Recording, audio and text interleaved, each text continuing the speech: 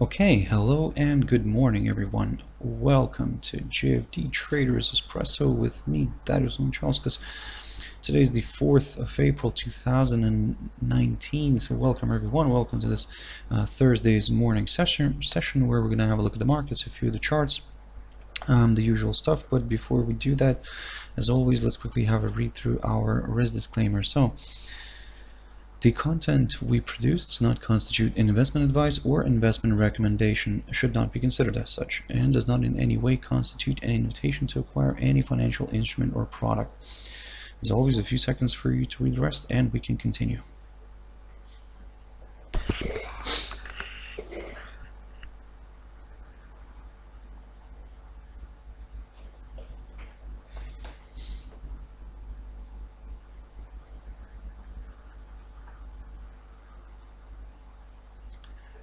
Okay, so now then, let's quickly jump into the charts. Now the first one I want to touch on here is the FTSE100. Now looking at this one, continues to travel higher, managed to of course break above this key area of resistance, the 7,370 level that marks the high of the 21st of March. Of course now the path holds towards the next potential target here that we've got on our charts, and that's around the 7,450 zone. And just to kind of let you know what that level was here in the past, and that marks the low of the 2nd of October and also the 24th of September. So you can see this level right here played a very important role of support between these two dates, the 24th of September and the 2nd of October. But this time, of course, it could take the role of good potential area of resistance. Now, don't get me wrong, next to that level as well, we do have the downside resistance line, this tentative downside resistance line taken from the high of the 22nd of May.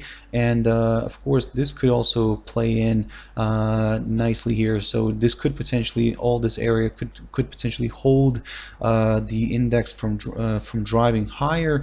If that happens, then of course we could see some bears coming in, potentially leading this one a little bit lower again, maybe back towards the 7,370 level again, this time testing it from above. But if that gets broken, now this is where we could become a little bit more skeptical about the upside in the short run. If we see a drop below the 7,370 level, this way we could target this little tentative upside support line taken from the low of the 27th of December. So keep your eyes on this one, guys. In terms of the, like I said, the downside, this is what we're looking for, the 7,370 level. We need to see initially a nice good break below that before we can consider lower areas. But in terms of the upside, because that's where the index is currently heading to, it's currently aiming for the 7,450 level first. That's what we're going to do here.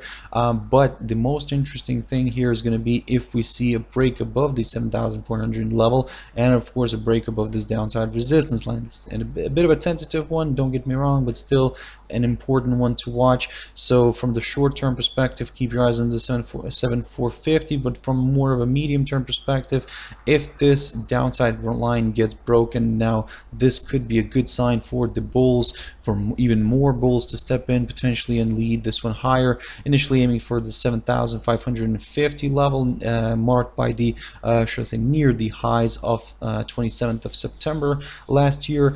And if that fails to withhold, then the next potential target could be around the 7,635. So for now, be very patient, be very cautious. Let's see how it's going to play out near this level, near this 7,450 level.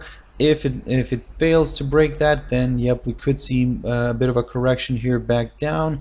But until we see a break below the 7,370 level, we will class this move lower as a correction. But if we do see a break here below that, then well, we could see a further slide lower in the short run here, at least towards this upside support line here taken from the low of December last year. So keep your eyes on this one. Very interesting developments, and let's see how this is going to play out later on. Gold. Now, gold at a very tricky spot here. So basically, it traveled lower. It traveled below the 1290 level that I had marked here on my chart previously. So it found a new good support level near the 1285 zone. So that's what we're going to be monitoring here. So basically, if we see a drop below the 1285, of course, this could confirm a forthcoming lower low, and we could see a further slide, at least towards the 1280 zone. I do understand it's only about $5 from this breakout point, but the only thing is that slightly below here we do have some important areas of support here. So in the area of support between the 1279 and the 1281 zone. So basically, for those who are more on the cautious side, you could in a way wait until we see a break below that and then probably look at further declines. Now, if we're looking for something lower here, guys, so good potential target could be initially around the 1276 zone, approximately there, marked near the lows of the 4th of January. And if that fails to withhold, then yeah, guess what? We could see a further decline lower. The only thing is that don't forget, we do have this long-term upside support line here, or in other words, actually more of a trend line already. So this line has been running here from the lows of August last year. So a very important one. The question here is this actually going to go there? I mean, if gold will actually eventually end up testing this line again, let's see. But in order to kind of have this idea and let's say start considering this idea, we need to see a couple of breaks here, a couple of support line breaks. So initially, of course, a break below the 1285, that's what we're looking for here, and then of course a break below the 1276 zone. So keep your eyes on this one. Very interesting levels here. Let me just quickly mark that for our future reference. So that's the first one that we're going to be keeping a close eye on, and the second one is going to be this one right here, probably a more important one from the medium term perspective. In terms of the upside, well, in order to, let's say, to get slightly more comfortable with higher levels, we would like to see a nice good push back above the 1300 level. So a nice good psychological 1300 level, that's what we need here. A nice good break above that could potentially lead towards higher levels. Of course, you could also wait until gold would travel also above the 200 EMA here on the 4-hour chart. This way, kind of confirming that the bulls are kind of maybe getting back into the driver's seat here, and potentially we could see a rise back towards the 1306 or the 1312. The last one here is marked by the high of the 28th of March and the low of the 26th of March. So keep your eyes on this one. Very interesting developments.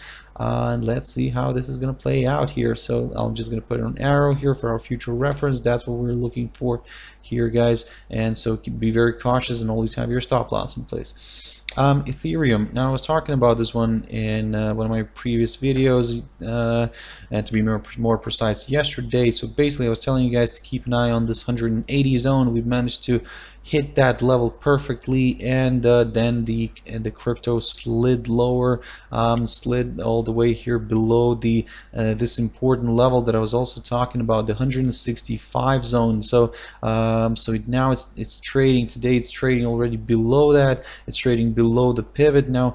Of course, all this activity kind of reminds us previous outbursts, like for example the one we had here around the end of December, and also one that we had here around the end of February. So basically had a nice pop here to the upside, managed to reach the 180, but now traveled back below the 165 zone. So this area now becomes a bit of a tricky one here. We're neither bearish nor bullish on this one, because for us to get slightly, let's say, get more comfortable with higher levels again, we would like to see a nice good push back above the 165 level initially, of course, and then at least we would like to see the Ethereum making its way back towards the 180 zone, and if that gets broken, this would confirm a forthcoming higher high, and we could potentially then target the area around the 200 levels. So keep your eyes on this one. For now, like I said, we are slightly negative on this one. Sorry, negative and neutral in this one. For us to get negative on this one, we would like to see a drop below the 150, 148 zone, approximately there, guys. So this way we could see this one traveling, potentially could see this one traveling back towards the 130 zone, or even actually a retest. We could see a retest of this upside support line taken from the low of December last year. So that's why, guys, for now, be very cautious on this one. Continue observing it. If we see a pushback above the 165, then of course that would increase the chances for Ethereum to travel maybe back towards the 180. This would of course also would place the crypto back above its today's pivot, which could be seen also as a positive sign. And yep, then only then we will target higher areas. But for now, until it's here, until it's in this area, we are going to remain somewhat neutral. Jumping into a few pairs now. Euro dollar. Now this was the idea that we threw out here on our JFD research page here on TradingView. But basically the idea here was that if we see a nice good push above the 112.40, of course this could potentially increase the chances for the pair to travel further up here. You can see that what's happening right now. So basically, if I'll jump into a 1 hour chart on this one, you can see that it's currently coiling up a little bit, to be honest. And this is what we're going to do here. We're going to wait for this one to actually pop. Looking at this 1 hour chart, you can see that the 200 EMA kind of continues to hold this this pair lower, and this level here is around the 112.50, something like that. So for now, guys, be very cautious on this one. What you could do now is you could potentially shift your view here towards the 1.1250 zone. If we do see a nice good push today above the 1.1250, then this could potentially lead towards higher levels. But if this decides to travel lower, and let's say as you can see here from the idea that we threw out yesterday, the stop loss was around the 112.15 area, approximately there. So in a way, if we see a drop below the 112.15, this could potentially increase the chances for the euro dollar to travel towards the 111.90 level, from which the pair rebounded this week nicely to the upside. So if this gets broken, if the 111.90 level gets broken, then yep, we could see further declines, potentially revisiting the low of March here near the 111.75 zone. But if that fails to withhold, yep, further declines could be possible, at least towards the 112.20 zone. So, and the 111.20. So the level here, the 111.20 zone, acted as a good area of support here back in June, in the end of June 2017. So that's how far the euro dollar could go if these levels get broken. If the initially 111.90 level gets broken, and then we see another break below the 111.75 zone. So keep your eyes on this one, guys.